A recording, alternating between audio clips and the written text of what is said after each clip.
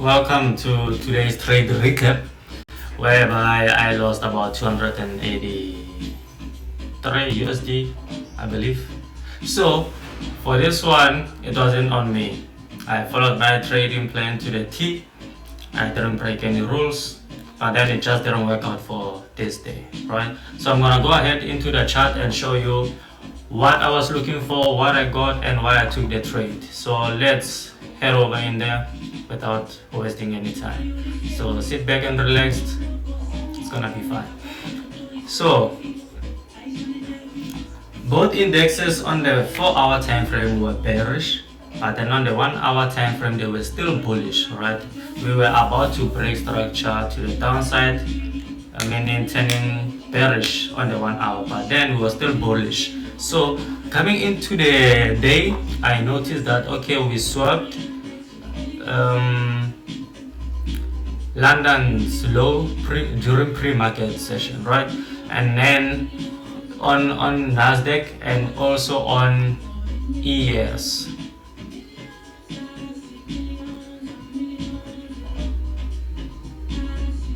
There, also on ES, we swapped during pre-market, right?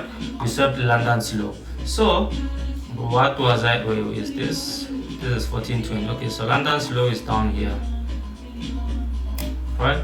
So what am I looking for? Perhaps some form of break to the upside and a 5-minute retracement, then a continuation, right? Because I trade continuations and not reversals. Now we're gonna look at this on Nasdaq, because Nasdaq, it is the most volatile one compared to ES, even though they are the same, but then Nasdaq is most preferred. So let's see, 1 2 3, okay, 4, good. Now what did we do? We came down, we didn't sweep any lows on Nasdaq, we simply broke structure to the downside, right? Let's see on ES.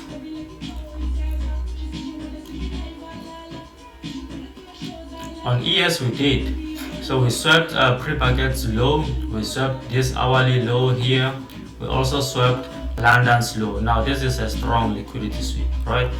And manipulation in this case. So what am I looking for after our first confluence have been met? Some form of change of structure or order flow. So we had this fair value gap for ES, and then for Nasdaq we had, let's see, we had this high up here. So let me remove this one so that our chart looks clean.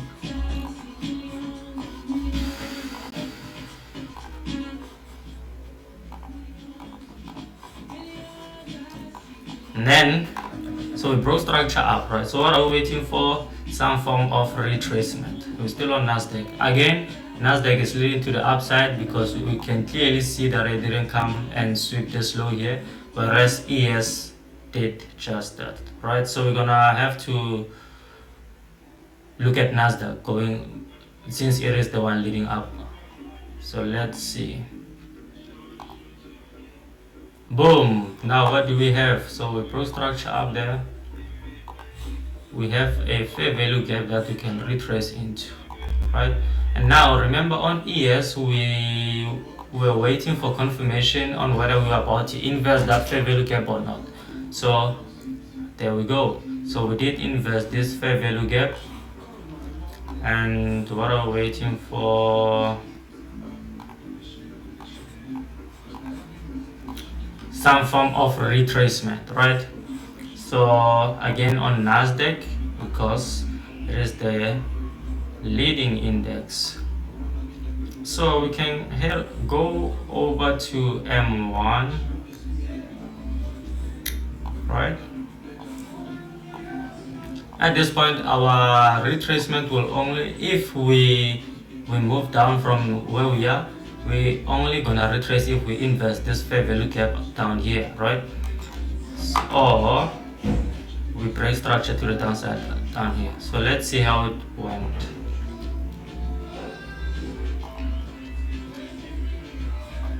Okay, so we hit a new low down here.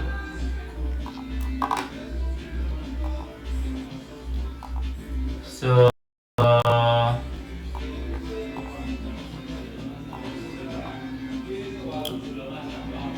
let's see on ES if we had a low as well. We did. So we had this low up here. So what are we gonna wait for? A break in and a break down and a break up. Sorry.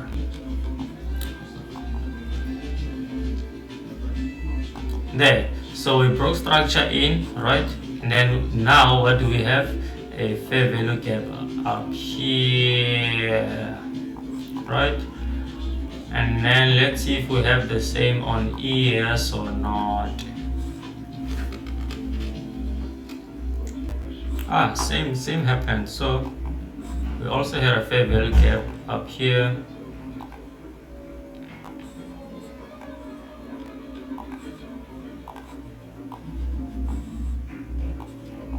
So now what are we waiting for? Either an inverse of that fair value gap, or if this becomes a new high.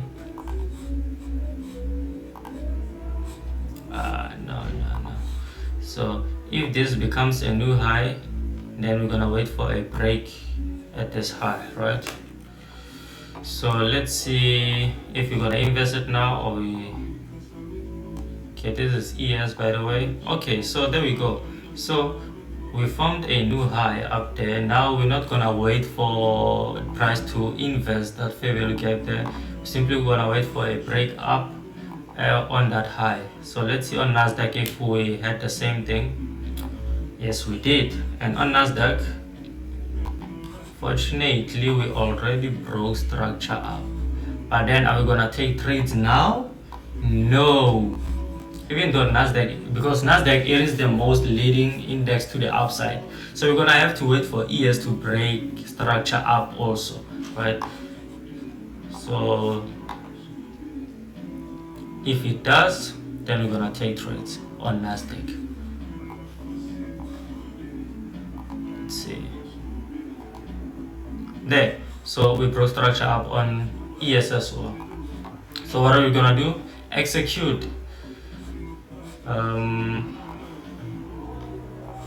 So we're gonna execute here, right? Buy, stop loss down here on the second low, right? This is our first, this is our second. That's what our stop loss would be, and then okay, let me use should I use the micro Nasdaq, because now you'll see these figures and then you'll be wondering how did I lose only 280 something when it says minus 4,730 USD there. I was using micros, not mini lots. So and then our first take profit will be up there. Let's see.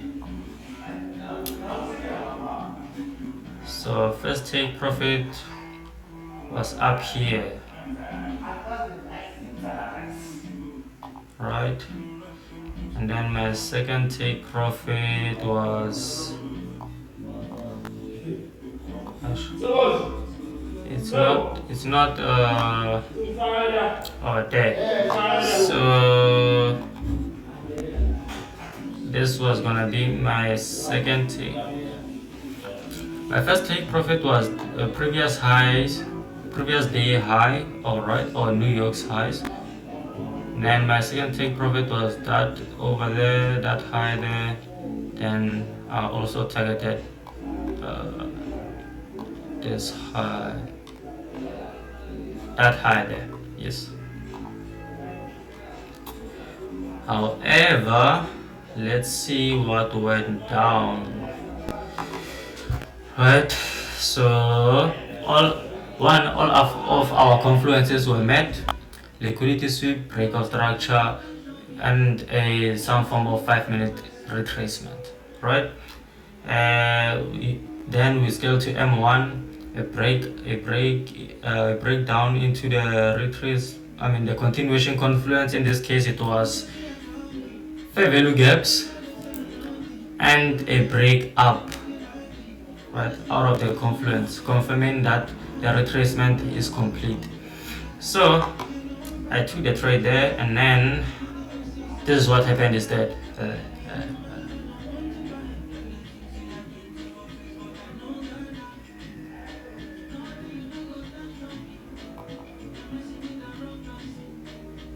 Top tip there, and then I got stopped out. So that I don't know. I didn't even see even $1 of profit. Right, so that's how it went for me. This was on Thursday, by the way. So yes, this is the trade that I took, and it didn't play out as expected. However, we followed all our plan, our rules, and our trading plan, so it was fine. It happens. We do have losing days sometimes. So with that being said, thank you for watching the video, and consider subscribing if you enjoy this type of content. So with that being said, I will see you until the next video. Cheers.